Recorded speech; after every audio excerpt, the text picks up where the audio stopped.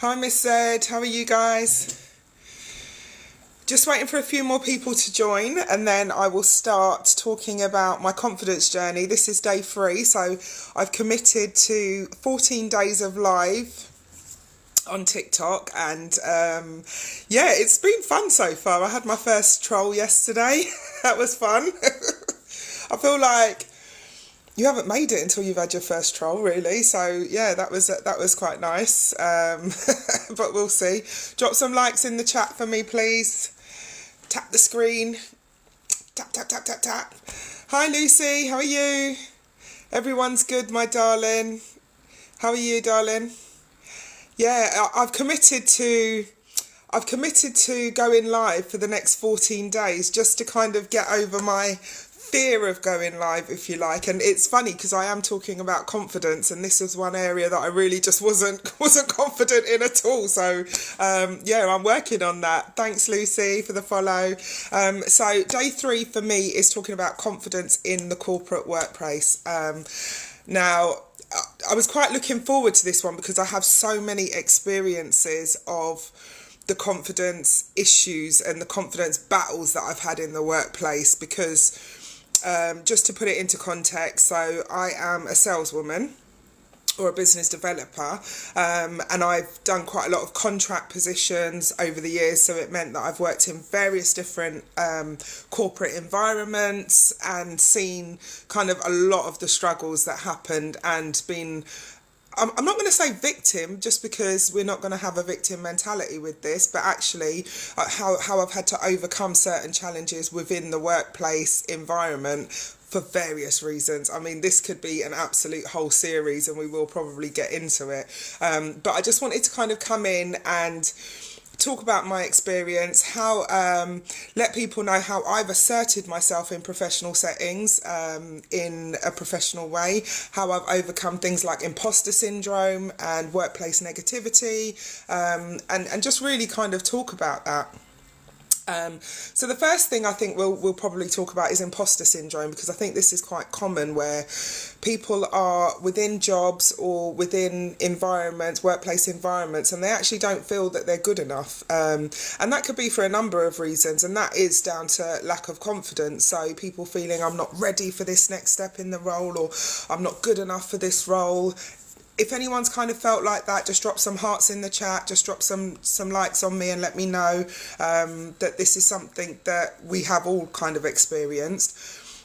And in my experience, the reality is that, listen, you were chosen for that role. You were picked. You went for an interview process. So somebody else already believes that you are capable of that role, right? So you are good enough, you are capable. So the idea that you kind of downplay yourself and you kind of think I'm not good enough for this role. No, actually, maybe it's just that you need to elevate your training. You need to elevate your knowledge. There's people there that can help you. In some workplaces, they do give you training budgets, for example. But I'd never want anyone to feel that they're not good enough for a role that they've been picked for, right? And I always say, do you know what? Somebody else believes in you. Somebody else believed that you were good enough for that job and for that role. So borrow some of their confidence in you. Do you know what I mean? If they've got more confidence in you than you have, borrow some of theirs until you kind of get it. And I know Richard Branson, one of his famous sayings were fake it till you make it. If that's the case, if that's what you've got to do, that's what you've got to do. But realistically, you were picked for that role. Ways to overcome that, or ways that I found that can kind of help you to kind of believe in yourself a bit more, is keep a wins list, keep a list of your achievements. What have you done that's been brilliant in that position, whether it's a presentation that you had to do or whether it's a contract that you won for the business. So definitely kind of celebrate your achievements within that role. Reframe your thoughts. A lot of confidence is about mindset. A lot of confidence is how you see yourself and how you talk to yourself and how you think about yourself. So be kind of conscious of that, if you know what I mean. Like, be conscious of that and kind of talk yourself up. Be your biggest supporter and your biggest fan, and take action. So if you really do feel that you're kind of lacking, I know for example there was one stage where I didn't feel that I knew excel well enough. So I went on to, there's loads of kind of courses that you can do. I think you can pay for like a £5 for some of these online courses, and I actually upskilled myself. So take action. So yeah, for me, confidence comes with doing and not kind of just waiting for it to happen. So yeah, I just really wanted to touch on imposter syndrome. The next secret hack that I have, which is actually my favourite hack in the corporate world, is power dressing. Power dressing, look good, feel good, smell good. What you wear affects how you feel.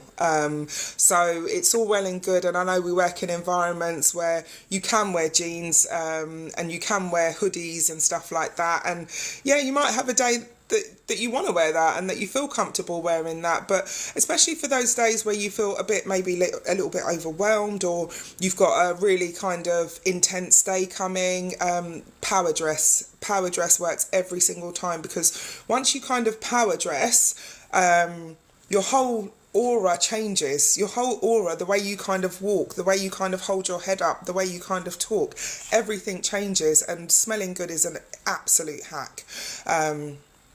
Walk with your head high. Walk into that office with your head high at all times, like you belong there, right? And my secret weapon. This is the ultimate hack. I'm actually giving you some nuggets here. My secret weapon, and not everyone, it's not for everyone because not everyone wears makeup, but my absolute secret weapon is lipstick, red lipstick. Red lipstick works all the time, especially if I'm going to have a difficult day. So for me, everyone has a perfect shade of red. The red that suits me might not suit somebody else, but actually go and find your shade. Brilliant, Anton, it's fragrance, exactly. So my go-to fragrance is quite an old school one, actually. I like Jean Paul Gaultier, but actually I turn heads when I wear that, and I feel powerful when I wear that because it is a nice perfume. So yeah, red lipstick 100% for me is the one. My go-to is Maybelline Superstay. Just because for this particular lipstick, and it's not even a lipstick sales pitch or anything like that, but this one doesn't move for the whole day, so I don't have to worry about lipstick marks on my lips and stuff like that, and it makes my teeth look whiter, so it means that I smile a lot more. So for me, that's my little hack that I do. So yeah, what's your power colour, or what's your kind of favourite confidence boosting outfit that you wear when you're not feeling so great and having to go into the office? Let me know in the chat if there's anything that you do to kind of make yourself kind of really feel like pumped up and ready for the day and ready for the office. Turtleneck, my necklace and my fragrance, brilliant. And I bet that looks well sharp, Anton. So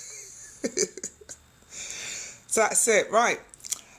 Workplace negativity, how to handle this. Oh my God. So like I said, we could go on and on and on about the various different scenarios that we've been in the corporate for workplace negativity and how to handle it. And some of the experiences that I've had, and even more recently, is I had a manager come in, and prior to her joining, I was kind of holding my own. I was doing the meetings, I was chairing the meetings and reporting back to the board and stuff like that. And she came in and she said, "You won't be speaking, I'll be speaking on your behalf from now on in these meetings." But because she was recruited above me, it was like, okay, all right, I've got your cards, and I could have clapped back and been like, "What do you mean?" But what I actually realised is that she saw my power more than me. She saw the weight that I had and the power that I had.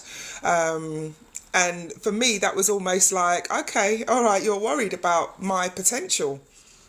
So you're going to get that in the workplace, and it's kind of how you deal with it. So a lot of the way that I looked at that particular scenario was in that environment, I didn't see myself being there for like 10-15 years. It wasn't a career choice for me, so my focus was just to get my paycheck signed. So I allowed her to do that, just because what was the point in me kind of clapping back and kind of allowing her to put me in a space that she wanted to put me in, or allowing her to trigger me in such a way to kind of say, well, no, actually, I'm going to argue with you. And I know in different environments, had it have been that I really, really wanted to be promoted in that job and recognised in that job, then yeah, I may have dealt with it different. But for me, I kept my eye on the prize, and my prize was getting the nice salary that I was getting at the end of each month. So it was okay. It didn't affect me. It blew over my head. I smiled. I said, okay, no problem, and left it that. And that for me was my confidence and my power, because it allowed me to keep continuing to get those checks. So some of the things that people might say in workplaces, I don't know if anyone's heard, you're so aggressive. Aggressive is a term that they like to fling out, and we don't do aggressive at all, just because that's what they would like you to say. Oh, you're so aggressive. No, actually, you're assertive. And one of the ways that I deal with that, if I'm having a conversation that might be a bit kind of tough, or if somebody's wanting to assert their power over me in an unfair way, and this is another hack that I use, I lower my tone. I absolutely lower my tone, and I speak slowly, and I speak deeply, and I'm very, very sure of what it is that I'm trying to get across. Just because you'll get people that want to, exactly, all the time, low self-esteem they have, and that's exactly, Jan, that's exactly what you need to understand that it is. It's their need to feel more powerful than you. And you have to remember, not everyone deserves power. Not everyone knows how to handle power. You'll get a lot of managers that think that management is dictatorship. So you need to do this, and you've been hired to do this, and I'm your boss, and I'm going to tell you what to do. And actually, that's a really, really, really bad manager, because actually management is about coaching. It is about leadership. I always say, when I was in managerial positions, my thing was showing what good looks like. So showing my employees what good looks like. So getting really, really stuck in and kind of helping them and coaching them to success, rather than you need to do this or you need to meet these targets. So some of the things that people might say is, you're so emotional, especially if you're kind of really passionate about what you're doing. But my response to that would be, I'm passionate about my work, and I'm getting my results. Do you know what I mean? So we're not going to accept that. So, and then sometimes there's comparison within the workplace. So you need to be more like so and so. Okay, fine. But again, my response to that would be, I bring my own strengths to the table, and this is what makes a team diverse and effective. I've had so many. I mean, let me know if there's some managers forwardness and pushness is rooted in low self-esteem. Exactly, and I'd probably say a lot of them are, to be honest. It comes down to this kind of power thing. It's almost like maybe this is the only space they have power, but I always say, listen, never ever be rude in a workplace. You don't need to be. You don't need to be rude in a workplace. You can just be really sure of what it is that you want to say. And if you ever struggle to speak up, because some people also struggle to speak up and struggle to assert themselves. So for example, you may have somebody or a manager that likes to overwork you and doesn't like to let you go home at 5 o'clock, because at 5 to 5 they're bringing you more stuff to do, and it will be easy for you to just get on with it and try and finish it. But by the time you've turned around, you're leaving at 5:30. But actually, if you're 1 minute late in the morning, they want to have a go, right? But they're not taking into account all the extra time that you've had, do you know what I mean, that you've done, or if you've had to work for a lunch break or anything like that. And I would just simply say, okay, brilliant, my working day finishes at 5 o'clock. I'll prioritise that first thing in the morning. And do you know what? One of the biggest hacks, do it all with a smile. Do it all with an absolute smile. Another thing was tough conversations, or conversations that you're scared of. So as a salesperson, picking up the phone was imperative. Hearing no, having people slam the phone down on me was normal. And one of the hacks that I learned was smile when you dial. if you're going to have a tough conversation, your whole tone, your whole attitude to the conversation changes, because the other person can't see you smiling, right? But the whole way that you sound changes just with a smile. Rather than being like, oh, I've got to make this telephone call, and really kind of building yourself up and psyching yourself up to make that telephone call. Just smile when you dial. It just makes such a difference. Like, really do try that. So that's how I deal with kind of workplace negativity. And like I say, there's so much more. I mean, I've dealt with some serious microaggressions, serious kind of discriminations, that probably would be a whole episode in itself. But you know what? None of it broke me. And I always think, I'm not a tree. If this doesn't serve me, then I can move. Do you know what I mean? And it's not that I'm saying, listen, we need to have a big, right, you've upset me today, I'm going to walk out. No, actually, be smart, be strategic about how you do that. But actually know that this isn't the environment for you.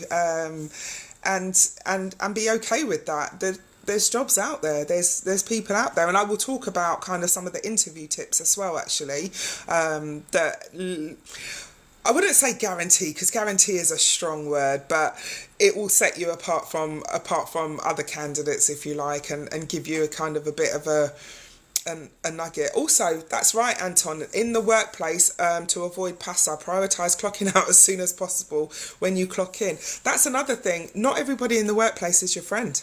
A lot of people go into workplaces and they think that, because obviously you're spending a lot of time with these people, day in, day out. Sometimes you're spending more time with your work colleagues than you are with your family.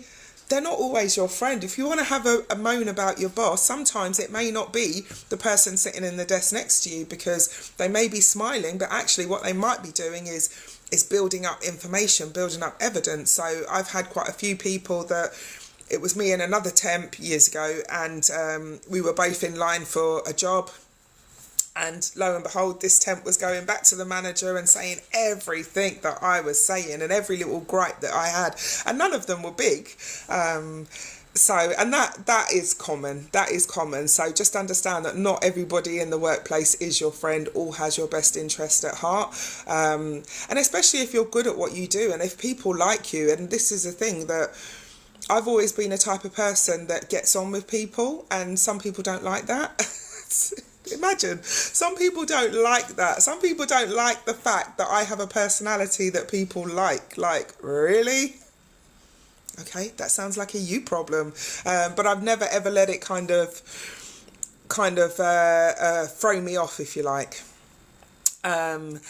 So yeah, and going back to kind of the boss situation, the one that was like, I'll speak for you from now on. And what she also used to do is hold secret training sessions. So she used to hold secret training sessions for like my other team members to elevate them above me. And then she used to kind of try and feed me down a path, so that I would look bad. Like, really? Like, that's how much you were threatened by kind of my potential. Like, so yeah, sometimes when it's just like that, you're just like, okay, it's not. And when it gets really, really bad, you know, one of the big things that you need to do within a workplace is document. If there's unfair treatment, document everything. Keep a record of events. Set boundaries that are not going to allow you to kind of diminish your voice or what it is that your purpose is in that place. So and again, even though some colleagues may not be allies, there may be some that are, and it's just kind of ascertain that, but just understand that you deserve that space. You've got the job on your own right, so you're very capable and you have the full potential. So yeah, has anyone else ever experienced kind of a boss that has tried to block their success? If you have, drop some hearts in the chat, let me know.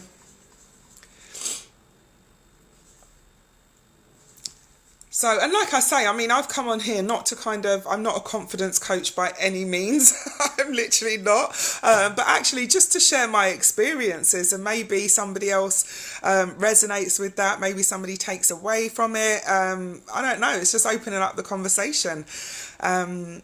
So let's talk about interviews. So interviews is one of my favourite things, because I remember at one stage I went for 18 interviews in the space of 2 weeks. I was a lot younger and a lot more energetic, but my interviews were like a full-time job, because I was so determined to get the type of job that I wanted. And I used to be a recruiter, so I used to work in IT recruitment, and then I worked in kind of administration recruitment for a while. So I kind of really got to understand the interview process, if you like, and understand what worked and didn't work. So I was always kind of the one that would help my friends looking at their CVs, rewrite their CVs, give them interview tips. I used to have a book of all the questions that I'd ever been asked in an interview, and the answers that I gave and the responses. So I really took it seriously. Like, I had a whole book, just so that I knew that these questions were second nature. So one of the key questions that I say to everybody, if you're going for an interview, one of the biggest things that you need to know, and they don't ask it all the time, but if they do, and you're unprepared, you're not going to feel great about being unprepared. Strengths and weaknesses comes up all the time. Let me know if you've ever heard. So tell me your strengths or weaknesses. Tell me your strengths and weaknesses. Let me know in the chat if you've heard that. But yeah, so for me, this was such a one that sit down, write down your strengths and weaknesses. Just have it and memorize it and know it inside out, because it doesn't always come up. But like I say, when it comes up, you start kind of not finding the words, or trying to fit yourself in and trying to say what you think they want to hear, and it kind of can get you a bit flustered, right? So for me, one of the biggest tips is strengths are easy, because we can all talk about our strengths, right? But the weaknesses, so one of the tips are, your weakness should always be a strength, if that makes sense. So, or how you've overcome it. So, for example, one of my ones were, I like to overwork. I like to overwork, or I might spend too much time on a task. For example, but how I've overcome that. So it's always, but how I've overcome that, or how I've turned that around, is that I now make sure that I document each day, or I apply a certain a time scale to each task to make sure that I get everything done. So in a hiring manager's point of view, you get everything done. So those are the key words. Or time management is the same kind of answer. I make sure that I'm really, really meticulous with my time, so that each task has a dedicated time to it to ensure maximum efficiency. So strengths and weaknesses, definitely get that. In terms of confidence in a job, one of the golden nugget questions that I ask, Anton, you know I've got you for interview questions. I'll always have you. So yeah, drop me a line and we can go through it. One of the interview questions that I always ask is there anything, because they say to you, ask questions. Do you have any questions for me? And then people will say, okay, where do they see this job going in 5 years' time? And what's the progression? And what's the holiday? And like there's various just generic questions that they've heard from every single person that's interviewed that day. But one of my golden nugget questions is there anything that we've discussed today about my skills, my experiences, and my ability to do the job that you're not sure about? And when I put that question across in my head, I go, pow, pow. Just because for me, that question allows for me to understand if they have any reservations at that point. So before I've left that room, it gives me an opportunity to understand if there's anything that they are not sure about in terms of my ability to do that job. So an example of that might be, well, let's say it's a receptionist position. I know that you said that you answered the phone for 2 years in this role, but actually were you speaking to high net worth clients, for example? And that's because we've got high net worth clients. That's something that we're really set on. So actually now I've understood something that I wouldn't have understood had I have just walked out of there and said thank you. So it gives me an opportunity to then go back and say, oh, I understand that, but actually when I was working at this role, the high net worth clients that we were dealing with, and it allows you to elaborate on that and to really make sure, has that answered your question? So when you come out of an interview, I want you to be confident that you've covered everything that you could have possibly covered, so that there are no kind of, you've said everything you want to say, you've sold yourself as best as you can, right? So you've not left with thinking, oh, I should have said that or I should have said that. So that's definitely one.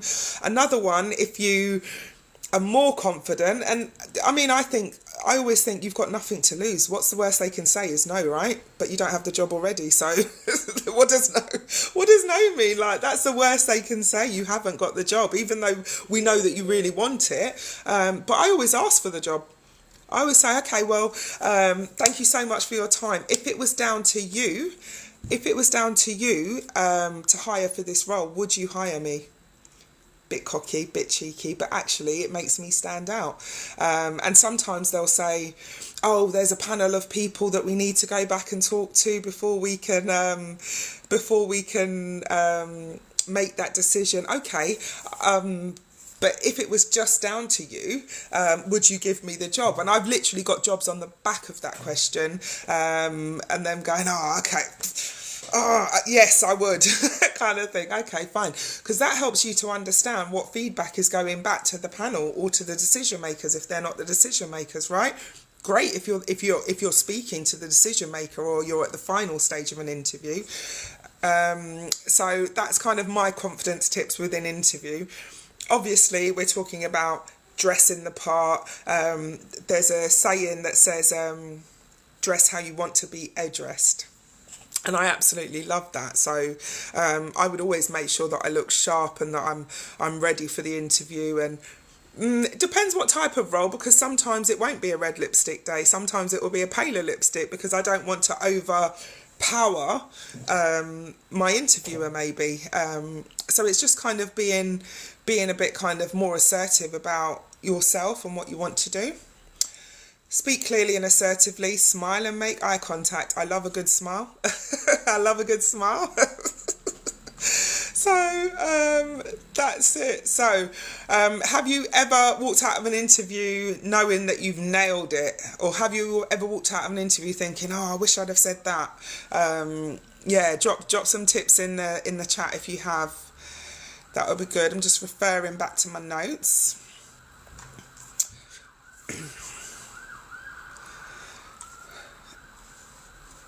My Dexter's interview was probably the best. Yes, I remember that, Anton. I do. I remember that. You did so well, actually. So perseverance in the face of opposition. So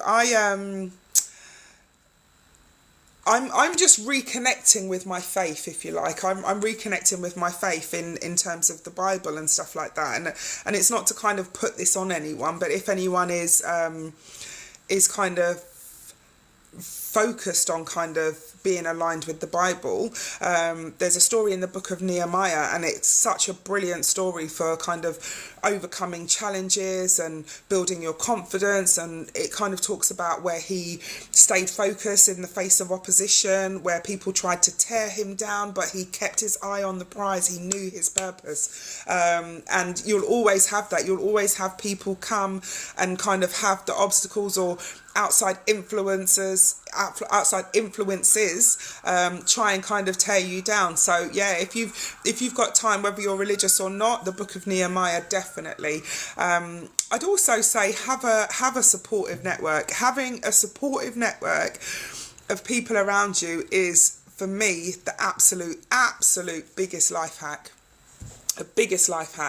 Having a supportive network, whether it's within the workplace or outside of the workplace, of people that you can kind of speak to, people that you can kind of bounce ideas off, people that you can kind of just kind of talk through some of the challenges that you have. So for me, having an absolute supportive network is an absolute life hack. Big up my my mentor, Nikki Sutherland. So I've joined the Rebuild community. the Rebuild community, who Nikki is now my personal mentor, and it's a safe space for strong, like-minded, supportive women. I think there are men in there as well, Anton, if you were interested. But yeah, Nikki Sutherland has a Rebuild community for a space of just strong women, and it's a space where we can be our true authentic self. And it's not even, listen, it's not, none of this is a sales hack. These are the things that I've come across that have worked for me and that are working for me and that literally feel so great. So if you're interested in kind of a safe space for the strong woman, a safe space, and it doesn't have to just be corporate. It's definitely not just about corporate. It's about the whole woman. Then DM me Nikki, and I'll send you a link so you can check that out. Some homework. So I've got some confidence boosting songs for you because I don't know why I've become this this kind of advocate for songs, but I do use a lot of songs to kind of feel good and to kind of set me up for the day. So Kirk Franklin, I Smile. You can't be sad with that song. So I'll drop all the links in the chat when I do the repost. So Kirk Franklin, I Smile every morning. I use Girl on Fire, Alicia Keys. And then another one, oh my God, Aiyana-Lee. Aiyana-Lee she's so underrated. So not many people will know about her, but her song will touch your soul. I'm telling you, this girl will touch your soul. So those are the 3 songs that I use to kind of help me feel confident, especially on days where I'm really not feeling as confident as I'd like to. So yeah, I'll drop them all in the chat. And like I say, DM me Nikki if you want to hear more about the Rebuild community. And then I will be back tomorrow. This is day 3 of my 14-day commitment to go live every single day. How am I doing? Drop some likes. How am I doing? Drop some likes. Thanks, Ton. Thanks, Liz.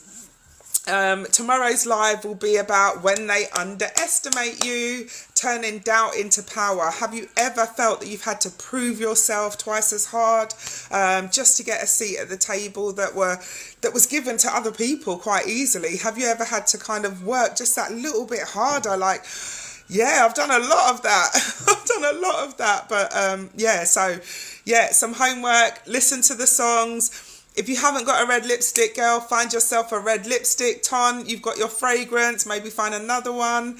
But yeah, power dress for those days where you're not feeling as great. Just dress up, girl. Dress up and just slay the world. Hold your head up high, listen to your songs, and just face the world head on. Love you guys. Thanks for joining.